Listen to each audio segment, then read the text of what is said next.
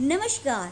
Shalini Kaushik law classes में आज आपके लिए हम भारतीय न्याय संहिता 2023 की धारा 2 की शेष सभी उपधाराओं की जानकारी लेकर आए हैं।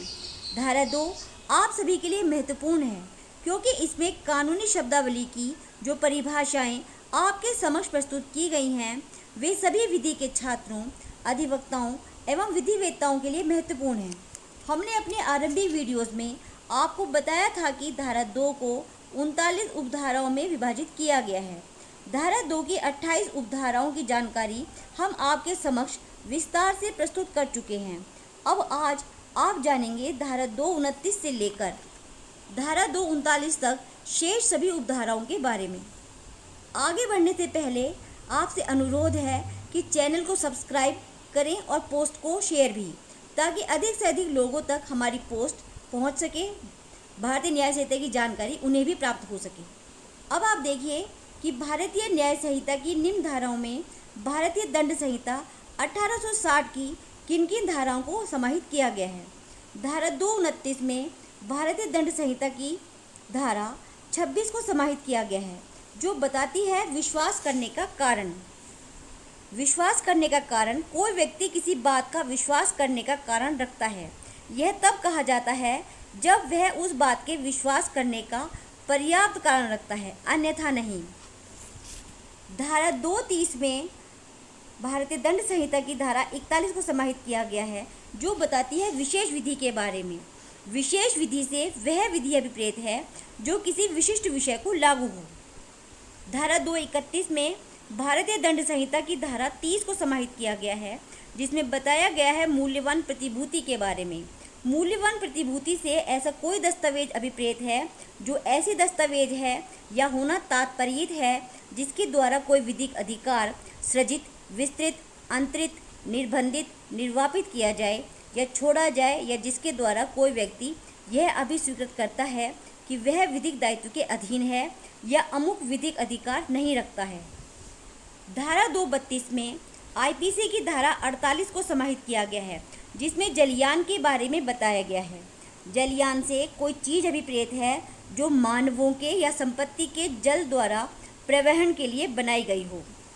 धारा 233 में आईपीसी की धारा 39 को समाहित किया गया है, जिसमें स्वेच्छा शब्द को परिभाषित किया गया है। स्वेच्छा कोई व्यक्ति किसी परिणाम को स्वेच्छा कारित करता है। यह तब कहा जाता है जब वह उसे उन साधनों द्वारा कारित करता है जिनके द्वारा उसे कारित करना उसका आशय था, या उन साधनों द्वारा कारित करता है जिन साधनों को काम में लाते समय वह यह जानता था या यह विश्वास करने का कारण रखता था कि उनसे उसका कारित होना संभाव्य है। धारा 234 में आईपीसी की धारा 31 को समाहित किया गया है, जिसमें विल अर्थात इच्छा पत्र के बारे में बताया गया है। धारा 234 कहती है कि विल से कोई वसीयती दस्तावेज अभिप्रेत है। अब आते हैं धारा 235 पर।